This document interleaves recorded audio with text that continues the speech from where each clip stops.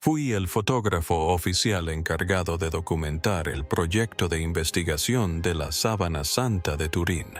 Este proyecto fue el primer y único equipo científico al que se le concedió permiso para realizar un examen exhaustivo de la Sábana Santa de Turín. Recientemente, los científicos descubrieron algo extraordinario oculto en una de las reliquias más misteriosas de la historia: la Sábana Santa de Turín. Durante siglos, muchos creyeron que esta antigua tela era el sudario de Jesucristo. La tela mostraba la tenue imagen de un hombre crucificado. Pero investigadores modernos, utilizando técnicas avanzadas de imagen y análisis genético, afirmaron haber encontrado algo aún más sorprendente. En las fibras de la tela, los científicos detectaron rastros de ADN antiguo y descubrieron que la imagen se comporta como una huella codificada tridimensional. A diferencia de la pintura o el tinte, las marcas en la Sábana Santa parecen contener información de profundidad, casi como una instantánea biológica congelada en el tiempo. De ser cierto, este descubrimiento podría revelar quién era realmente el hombre de la tela y cómo se formó su misteriosa imagen, el rostro que nadie debía ver. Para comprender por qué ese ADN destrozó todas las teorías existentes, debemos comenzar con la noche en que la Sábana Santa reveló por primera vez lo que ocultaba. 28 de mayo de 1898. 10. Italia. Un abogado y fotógrafo aficionado llamado Sacondopia recibió un permiso excepcional del rey Humberto I para fotografiar la reliquia durante una exposición pública. La fotografía era un trabajo brutal en aquella época, lento, técnico e implacable. Pia tuvo que subir una cámara casi del tamaño de una maleta a un andamio dentro de la catedral. Usando flashes de magnesio para iluminar el interior oscuro, expuso 2 grandes placas de vidrio. A altas horas de la noche, solo en su cuarto oscuro, iluminado únicamente por el tenue resplandor de una lámpara de seguridad roja, Pia sumergió una de las placas en los químicos de revelado. Al materializarse la imagen, sus manos comenzaron a temblar. Estuvo a punto de dejar caer el vidrio. Lo que se formaba ante sus ojos no debería existir en el negativo fotográfico, donde la luz debería convertirse en oscuridad y la oscuridad en luz. Apareció un rostro nítido y de alto contraste, ojos hundidos, suavemente cerrados, una nariz rota, un bigote y una barba bifurcada que se marcaban en la mejilla derecha. Por primera vez en la historia, la figura oculta entre las sábanas no era una tenue sombra. Era claramente un hombre, sereno, digno, pero marcado por un sufrimiento extremo. Ahora bien, aquí está el truco. Cualquier imagen normal se comporta de forma predecible como un negativo. La luz se vuelve oscura, la oscuridad se vuelve clara, y el resultado se ve distorsionado, antinatural. Pero la Sábana Santa rompió todas las reglas.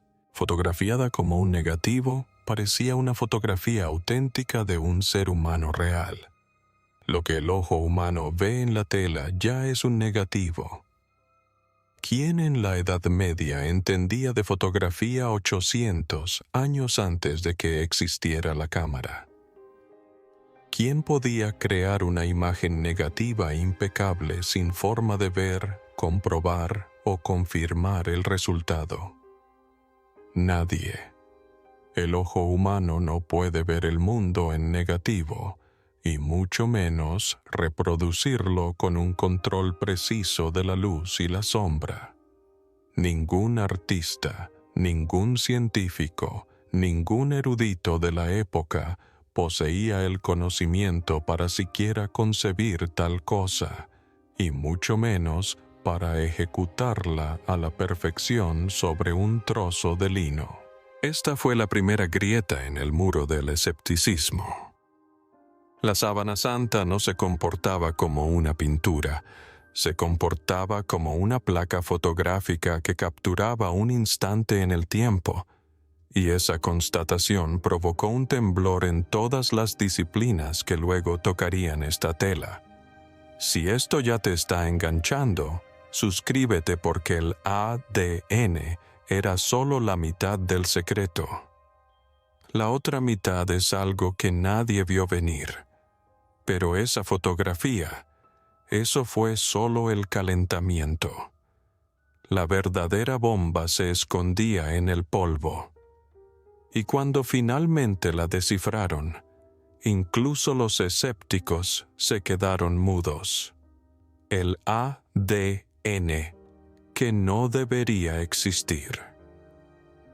En el siglo XXI, la especulación finalmente dio paso a algo mucho más difícil de refutar.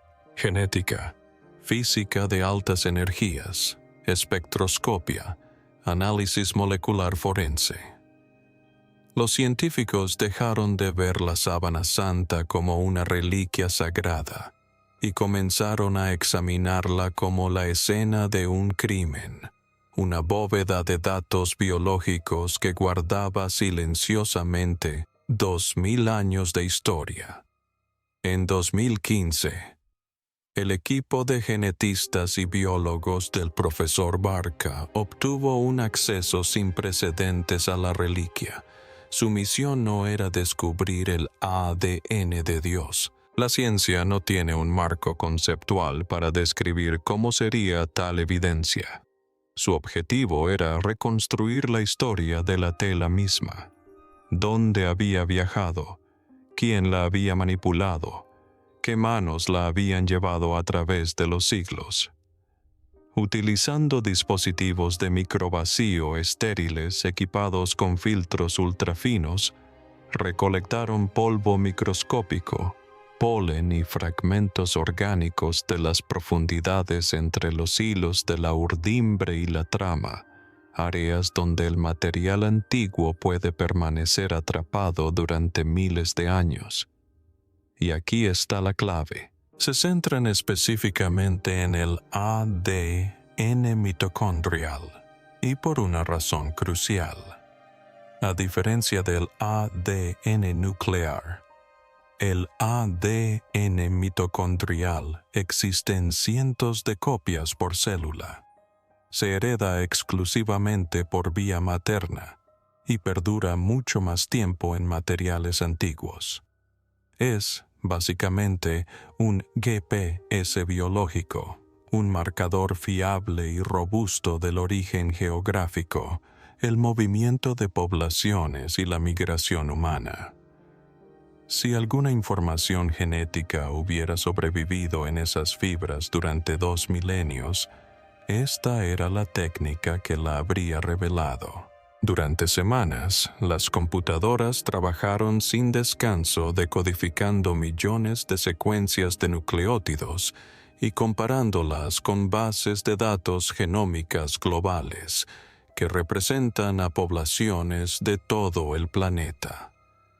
Finalmente, aparecieron en pantalla los mapas definitivos, haplogrupos, linajes ancestrales, orígenes geográficos. El laboratorio quedó en silencio. Nadie habló. El equipo de Baraka contemplaba unos resultados que contradecían todas sus predicciones. No se trataba de la huella genética de una sola persona. Era algo mucho más complejo, algo que nadie había previsto. Los hallazgos, publicados en la prestigiosa revista Scientific Reports, causaron gran revuelo en la comunidad científica. Esto era lo que esperaban. Si la sábana santa era una falsificación medieval hecha en Francia, el ADN europeo debería haber predominado. Si era una auténtica reliquia de Jerusalén, el ADN de Oriente Medio debería haber predominado. Ninguna de las dos ocurrió. Primer golpe, Oriente Medio. Los grupos Hapla, a menudo vinculados con los Druze, una comunidad muy unida e históricamente aislada en Israel, Jordania, Líbano y Siria, cuya genética apenas ha cambiado en milenios. Eso por sí solo era significativo, un fuerte indicador de origen geográfico, que ofrecía una sólida evidencia de una conexión directa con Oriente Medio que se remontaba a siglos atrás. Pero luego llegó el segundo golpe, Europa Occidental. Los grupos H a U5b y H1 a H3 son consistentes con siglos de contacto con los europeos, las monjas clarisas pobres que lo restauraron, la casa de Seavoy que lo poseyó, innumerables peregrinos que lo honraron a lo largo de los siglos. Bien, eso tenía sentido, se podía justificar, pero aquí es donde la cosa se pone increíble. Tercer hallazgo. África del Norte y del Este. El haplogrupo L. 3 apuntaba a Egipto y Etiopía. Eso fue sorprendente, profundamente intrigante. Sugería una interacción directa con algunas de las primeras comunidades cristianas del continente africano. El panorama cambió. Cuarto hallazgo. Asia Meridional. Haplogrupos M39, M56 y R8. Marcadores genéticos típicos del subcontinente indio. El equipo se quedó perplejo cuando llegó el quinto hallazgo, el que nadie comprendía. Asia Oriental. Haplogrupos D4 y G2A, comúnmente asociados con China. India, África, Europa, Oriente Medio, todo codificado en una sola tela antigua. Reflexionemos sobre esto por un momento. ¿Pero cómo? ¿Y si un falsificador no la colocó allí? ¿Quién lo hizo? La respuesta estaba oculta en una ruta ancestral que muchos eruditos ya habían descartado como mito. Un mundo escrito en tela. Ahora presten mucha atención a esto. Ningún artesano medieval que trabajara en una abadía francesa alrededor de 1350 podría haber recolectado material genético de China, India y África Oriental. La globalización simplemente no existía.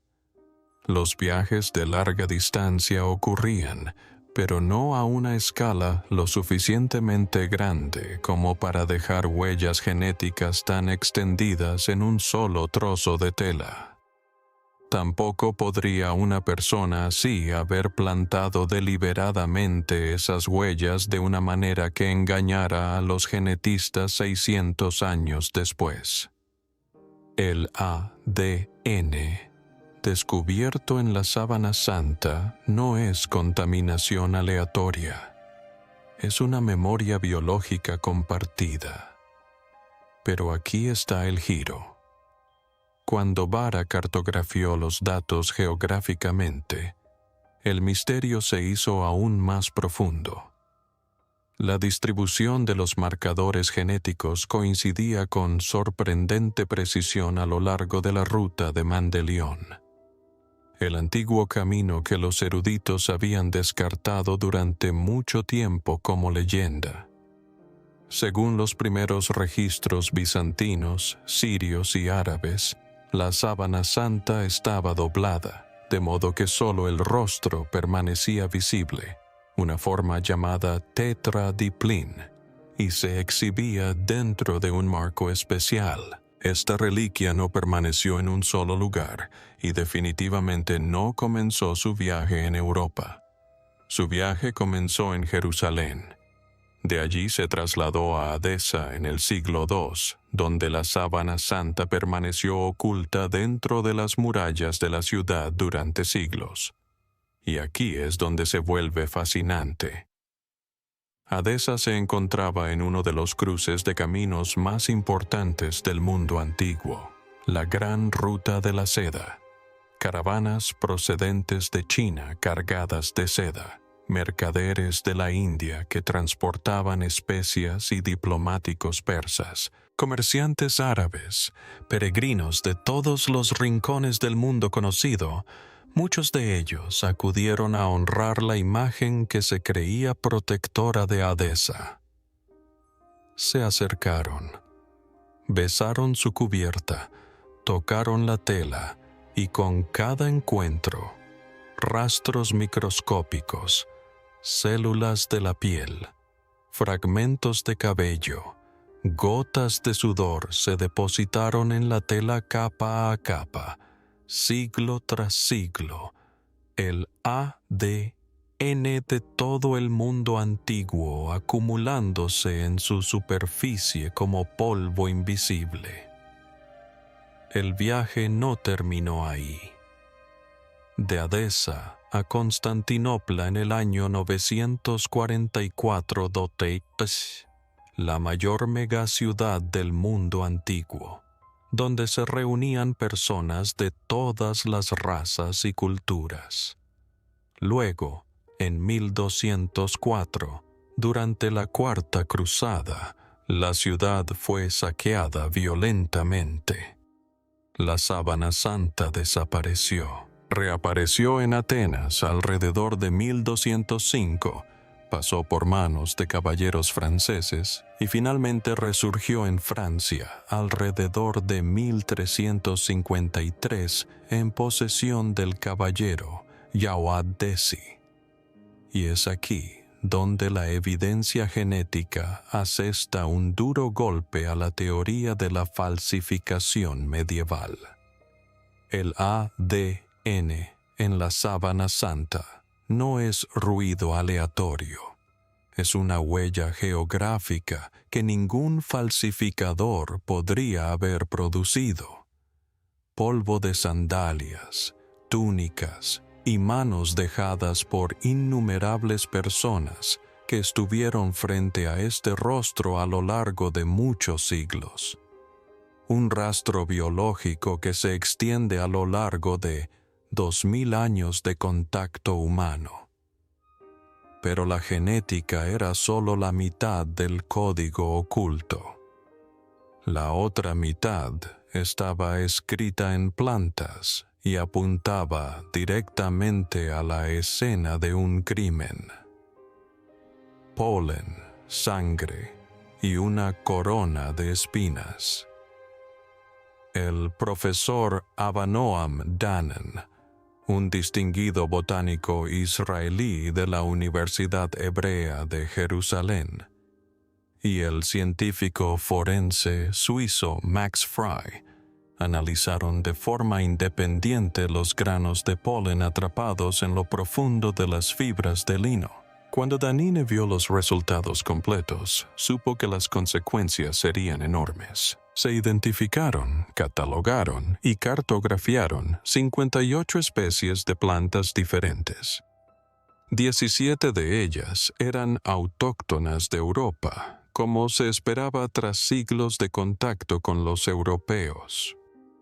Pero la mayoría procedían de otros lugares: Oriente Medio, Turquía y la región Anatolia, que coincide a la perfección con la antigua ruta que pasaba por Edesa y Constantinopla. Y aquí viene lo sorprendente. Los científicos identificaron plantas que no crecen en ningún otro lugar del planeta, solo en un estrecho corredor entre Jerusalén y Jericó, una especie predominaba, Gundelia tunaforti, un cardo espinoso del desierto. Su polen constituía casi la mitad de todas las muestras, concentrado principalmente alrededor de la cabeza y los hombros. Ahora, deténgase a pensar en esto. ¿Por qué el polen de espinas saturaría un sudario? La corona de espinas. La Gundelia toi, con sus largas espinas puntiagudas, es precisamente la planta que los soldados romanos podrían haber retorcido para formar una corona falsa. Florece cerca de Jerusalén a principios de primavera, justo durante la Pascua judía. Una segunda pista botánica provino de la Sigopilum dumosum, una planta originaria de una región muy limitada que crece únicamente en el desierto de Judea y partes de la península del Sinaí. Su polen también se descubrió en cantidades notables. Esta es la realidad. Ningún falsificador medieval que trabajara en Francia podría haber recolectado polen de plantas originarias exclusivamente de Israel, y mucho menos haberlo esparcido de forma invisible a nivel microscópico sobre un trozo de tela. Un falsificador habría usado pintura. El polen no se puede pintar. Funciona como un sello invisible de la escena de un crimen. Una huella geográfica imposible de falsificar. Y la sangre. La sangre contaba su propia historia brutal. Durante años, los escépticos argumentaron que las manchas rojizas no eran más que pigmentos, ocre, cinébaro o témpera mezclados con gelatina. Esa afirmación se desmoronó en 2017. Un equipo liderado por el profesor Julio Fanti de la Universidad de Padua, en colaboración con médicos de un hospital de Trieste, analizó las manchas mediante microscopía electrónica de transmisión y espectroscopía Raman. A escala nanométrica, observaron sangre del grupo sanguíneo AB, uno de los más raros del mundo. Este mismo grupo sanguíneo aparece repetidamente en antiguas reliquias cristianas, incluido el sudario de Odón, una tela que cubre el rostro de Cristo en su entierro. Pero lo que los dejó atónitos fue lo siguiente. No se trataba de la sangre de una persona sana. En ella, los científicos descubrieron nanopartículas de creatinina y ferritina unidas a la hemoglobina. Tales concentraciones extremas solo se dan bajo un conjunto específico de condiciones: traumatismos fatales catastróficos, tortura prolongada combinada con deshidratación y destrucción muscular severa. Cuando el tejido muscular se daña repetidamente, un proceso conocido como rhabdoiólisis, la creatinina inunda el torrente sanguíneo en cantidades enormes, y la sangre conservada en la tela registraba precisamente eso. Esto no es simbolismo, es una huella bioquímica de agonía. El hombre envuelto en esta tela fue golpeado hasta alcanzar una condición física incompatible con la vida, incluso antes de que comenzara la crucifixión. Evidencia de más de 100 golpes consistentes con los flagelos romanos, utilizando látigos de cuero con pesas de plomo incrustadas. Y ahora consideremos esto. Dado que este detalle aún desconcierta a los investigadores, la sangre permaneció roja, lo cual debería ser imposible para la sangre antigua. Normalmente, la sangre vieja se oscurece a marrón o negro en cuestión de semanas, pero el análisis científico reveló niveles inusualmente altos de bilirrubina, una sustancia liberada por el hígado durante el estrés extremo y el trauma severo. La bilirrubina conserva el color rojo de la sangre. Durante siglos, la sangre de un hombre torturado permanece roja. No es misticismo, es bioquímica bajo un estrés insoportable. Un pintor puede imitar la apariencia de una herida. Ninguna mano humana puede recrear la huella bioquímica de un trauma extremo. Una insuficiencia orgánica y un choque hipoalmínico. Cada molécula apuntaba al mismo lugar y al mismo evento. Pero, ¿qué pasó con la prueba que supuestamente demostraría que todo era un montaje? La prueba que falló. En 1988, 3 prestigiosos laboratorios, Oxford, Zurich y Arizona, dataron la tela mediante carbono 14, situándola entre 1260 y 1390 d.C. Medieval. Una falsificación. Caso cerrado. El mundo aceptó la conclusión.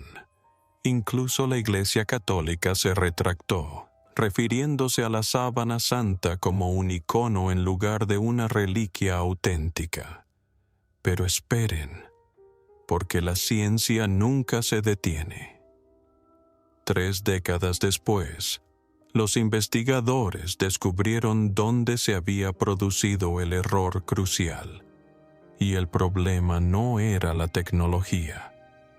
Era el lugar donde recogieron la muestra.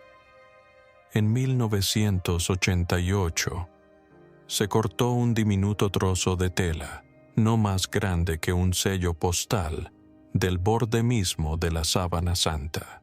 Esa esquina había sido manipulada innumerables veces, absorbiendo sudor, aceites de la piel, cera de vela y bacterias. Entonces, el químico Raymond Rogers del Laboratorio Nacional de Los Álamos descubrió algo devastador. Esa esquina había sido reparada cuidadosamente durante la Edad Media. Las monjas clarisas reforzaron el borde dañado tejiendo nuevos hilos de algodón en la tela original, teñida con alazarina y sellada con goma arábiga para que coincidiera con el lino antiguo. Aquí está el punto crucial. El cuerpo principal de la sábana santa no contiene algodón en absoluto. Está hecho completamente de lino. Los laboratorios no dataron la sábana santa, dataron el parche. Ahora observemos con atención lo que sucedió después. En 2022, el físico Liberato Darero del Instituto de Cristalografía de Bari introdujo un enfoque completamente diferente. La dispersión de rayos X de ángulo amplio o doble UAXS. En lugar de examinar los contaminantes, este método estudia el envejecimiento de la celulosa del lino a nivel atómico. Con el tiempo, el lino se deteriora de forma natural. Las cadenas poliméricas de la celulosa se rompen lentamente al exponerse a la radiación, la humedad y la temperatura. Este proceso funciona como el reloj interno del material. Darrow comparó muestras de la sábana santa con tejidos de antigüedad conocida, desde vendas de momias egipcias que datan del 3000 a.C. hasta textiles medievales. Cuando la curva de envejecimiento apareció en su monitor, Darrow llamó inmediatamente a sus colegas. La estructura molecular de la sábana santa no coincidía en absoluto con los tejidos medievales. Era mucho más antigua. Coincidía con el lino recuperado de la fortaleza de Msada en Israel, datado entre el 55 y el 74 después de Cristo, el siglo I, la época de Cristo.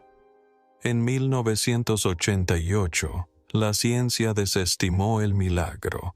En 2022, lo reafirmó. Pero un misterio aún se alza por encima de todos los demás, y la física moderna no puede explicarlo. La imagen imposible, sin pinceladas, sin pigmentos, sin tinta, nada. La imagen existe únicamente en los 200 nanómetros más externos de las fibras, cientos de veces más fino que un cabello humano. Se trata de una transformación química causada por la oxidación y la deshidratación, una especie de quemadura dejada por una fuente de energía desconocida. Científicos de la Agencia Energética Nacional Italiana intentaron recrearla de todo: ácidos, calor, radiación gamma. Nada funcionó. Solo un breve e intenso pulso de radiación ultravioleta de vacío se acercó bastante, una tecnología inexistente en el mundo antiguo. Para imprimir la imagen en casi 4 metros cuadrados de tela, el cuerpo habría tenido que liberar una ráfaga de energía que duraría menos de 1.000.000.000ésima de segundo. Lo suficientemente potente como para marcar la tela, pero lo suficientemente precisa como para no quemarla. Reflexiona sobre esto, y aquí viene lo que lo hace aún más imposible. En 1976, un análisis de la NASA reveló que la imagen contiene información tridimensional perfectamente precisa. La intensidad de la huella corresponde exactamente a la distancia entre el cuerpo y la tela, no de forma aproximada. Esto es algo que ningún artista, antiguo o moderno, ha logrado recrear. Pero aquí está el detalle que hace dudar incluso a los escépticos más acérrimos. El análisis digital identificó formas sobre los ojos que coinciden con monedas que se asemejan a las raras monedas leptinadas acuñadas bajo el mandato de Poncio Piloto alrededor del año 29 d.C. Estas monedas circularon solo por un breve período en una región específica. La probabilidad de que un falsificador medieval conociera o reprodujera este detalle es prácticamente nula. Y la cosa no termina ahí. Los clavos atraviesan las muñecas, no las palmas, exactamente como predice la ciencia forense para la crucifixión. Todas las pinturas medievales cometen este error. Absolutamente todas. Los artistas colocan los clavos a través de las palmas porque eso es lo que creían. Pero la sábana santa muestra la ubicación anatómicamente correcta. Incluso se aprecian las respuestas nerviosas, incluida la retracción de los pulgares causada por el daño de la uña al nervio mediano. Un detalle que ningún artista medieval podría haber comprendido. Capa tras capa, la biología, la química, la física, la geología, la numismática, todo converge en una ciudad y un breve lapso de tiempo. Jerusalén entre los años 30 y 33 después de Cristo. Esto es algo que nadie puede ignorar fácilmente. Un falsificador medieval habría necesitado crear un negativo fotográfico siglos antes de la invención de la fotografía. Incrustar polen de plantas que solo se encuentran entre Jerusalén y Jericó. Producir sangre con biomarcadores de trauma desconocidos durante 600 años. Recrear una codificación tridimensional que ningún laboratorio moderno puede duplicar. y recolectar ADN de China, India, África y Oriente Medio. Todo esto desde una abadía francesa con una vela y un pincel. La sábana santa no es una pintura. Es un registro forense de un ser humano real, un archivo biológico, un testigo silencioso de un momento que cambió la historia de la humanidad. El código secreto de ADN, trazado en sus fibras, documenta un recorrido de 2000 años que ningún falsificador podría haber creado. Así pues, la pregunta es, ¿crees que la ciencia algún día explicará lo que ocurrió dentro de esa tumba? ¿O hay eventos que escapan al alcance de cualquier instrumento que podamos construir? Comparte tu respuesta en los comentarios.